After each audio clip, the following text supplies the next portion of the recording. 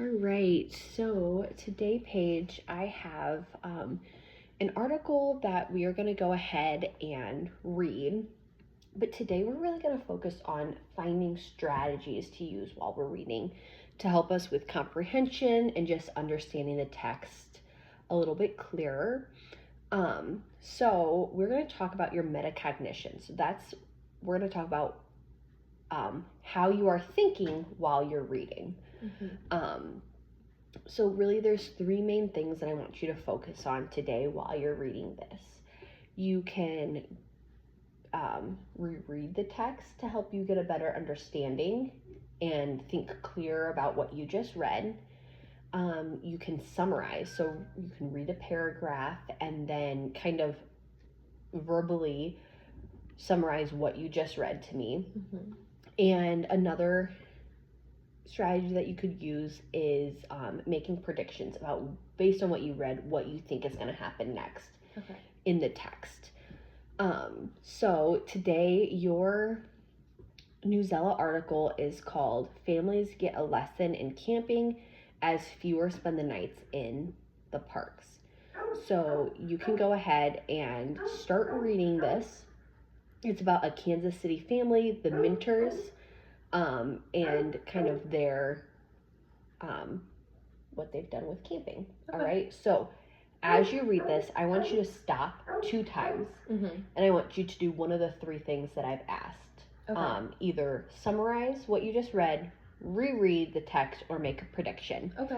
Also, like many of the Newsella articles that we've done, this one has a check for understanding. So those are really good places where you can kind of stop and think about what you've read. Does that make sense? Yeah. Okay, do you have any questions for me? Nope, I'm good. Okay, you can go ahead and start reading. Tess 8 and Isaac 6 didn't want to leave Missouri West Bend State Park. The Minters were barely out of the park when the kids began begging for a return trip. They'd spent the day catching bugs and scavenger hunt as part of the Missouri State Park Learn to Camp program. It wasn't enough for the nature's newest fans. They wanted another night to roast marshmallows and sing "I've Been Working on the Railroad" around a campfire. And soon, that's exactly what Missouri State Parks wants to hear. Camping permit sales in Missouri parks dropped 13% between 2000 and 2013. The most recent years for which camping numbers were available, national parks have been dealing with a decline in overnight stays since the 1980s. Nowadays, visitors seem to prefer the comfort of nearby motels.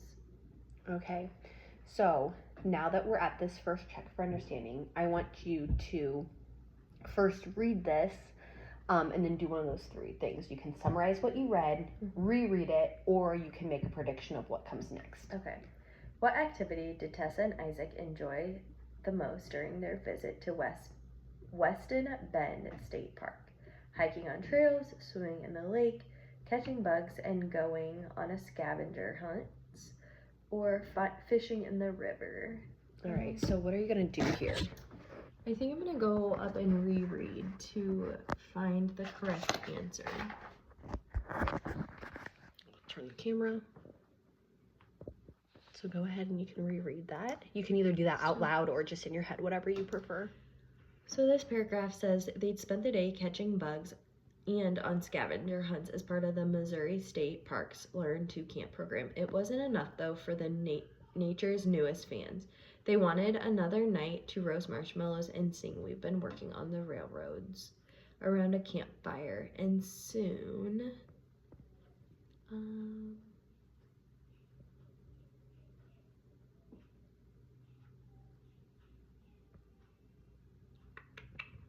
let's see. I believe the answer is catching bugs and going on a scavenger hunt. All right. I like how you use that strategy of rereading the text you can submit. Yep, and that helped you find the correct answer. All right, so now I'm going to have you reread. Tents, campfires, and animal tracks. The Learn to Camp program works to ease families who haven't camped before into the outdoors. The program brings them out to a park for a weekend to provide equipment and organize activities, said Stephanie Dietrich. She is a spokeswoman for Missouri State Parks. They were shown things like how to pitch a tent, how to cook over a campfire. Dietrich said she hopes it makes it so families who will be more likely to camp on their own in the future. Dietrich says that getting kids into camping early increases the chances they'll camp as adults. The program was exactly what Kelly Minter had hoped for when she applied. She and her husband Ron already had agreed to the kids' longtime P's for a camping trip. They had set up one in Johnson's shut-in state park for end of June. Kelly Minter had camped her whole life as a child, with her family as a child. However, she said she preferred taking her own kids to Oceans of Fun, a theme park in Kansas City. It was less work than preparing a campsite. After the camping trip was planned, she was worried that what if her ideas and her husband's various theories about how to start a fire or set up a tent wouldn't match real life. This year's Learn to Camp at Weston Bend was a perfect test run. With the help of park employees, Ron Minter figured out how to put up a large 6-person tent. Isaac and Tessa learned how to identify various trees, including trees, insects, and animal tracks. Ron Minter got instructions on using sticks to start campfire. No more lighter fluid and starter logs for him, his wife hopes. I think we might be camping more, Kelly Minter said. All right, so I'm going to have you make a prediction. So what do you think is going to happen based on this program? I think this program is going to give them the resources and it's going to really help them get comfortable with camping so that they'll do it more. I like that. That's a really good prediction. Okay, so now it looks like we've gotten to our second check for understanding. So our question is, what was one of the main goals of the Learn to Camp program? Was it to help families learn how to camp on their own in the future? To teach families how to fish and swim? To provide families with free camping equipment? Or to organize large group camping trips? I would say A. All right, let's see. Awesome job. All right, you can go ahead and read this next section.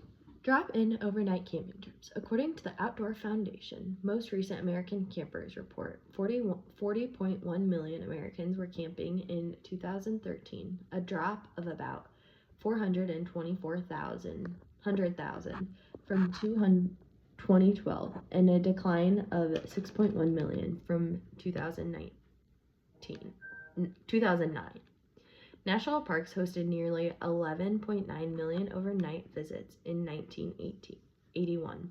According to the National Park Service, that number has shrunk by 8.8 million by 2000, a 26% difference.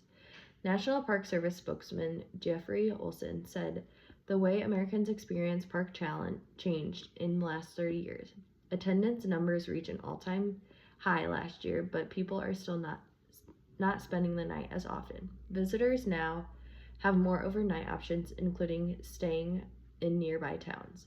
They have a lot more in the way of service for visitors, like motel rooms and seats in restaurants. Some people love to spend the night near national parks and then get up and go after breakfast in the morning, Olson said. Famous parks like Yellowstone and Yosemite are still full every weekend and require making reservations well in advance, Olson said. Camping numbers, however, may never get back to the highs of the 1980s. The decline in camping may be more tied to Americans spending less time away from work than any lack of equipment and training. In the 2014 American Camper Survey, 71% of people gave more free time or vacation time as a reason that they would continue camping. Great job. So for this section that you just read, I want you to just kind of summarize in words kind of what you read and what that section meant. So basically that there were a lot of studies in this section and a lot of big reports and numbers that a lot of and you can go ahead campers they don't necessarily like to stay at the campgrounds, that there's other options available, and it's not necessarily that like people aren't camping less, they're just doing it differently. I like that, doing it differently. Yeah, especially right here when we look at the article, it says a lot more people are staying near the national parks, not necessarily in a tent at the national park, maybe like in a hotel or like Airbnbs, that kind of stuff. All right, so for your check for understanding, what is one reason given for the decline in overnight camping trips? People prefer to stay in nearby motels and eating at restaurants. Camping equipment has become too expensive. There are fewer national parks available for camping, and national parks have become less popular overall. I would say A, that people prefer staying in nearby motels and eating at restaurants. All right, let's check it out. Great job. Okay, we have our last section here, and then we have one last question. Creating a legacy of camping. But the Learn to Camp program does try to take advantage of one promising fact. Among campers asked in a 2013 survey, 85% took their first trip before they turned 16. After that key age, chance of a person going camping decreases quite a bit. Missouri state parks know this well. Exposing families with children to camping when they're younger can start an outdoor tradition for them that may continue for generations, Derek said. Chai Kim, who came to the Weston Bend with her husband and 3 children, agreed. She grew up camping in Colorado. I think you are passing on a legacy by coming out here and getting them into camping and the outdoors. Just like anything else, you've got to expose them to it and teach them about it, she said. All right, last question. It says, according to the passage, why is it important to expose children to camping at a young age? A, it guarantees they will visit national parks. It will help them learn survival skills, ensures they become park rangers, or it increases the likelihood they will camp as adults. So from what I read, I believe it's D. It increases their likelihood that they'll camp as adults. All right, let's see.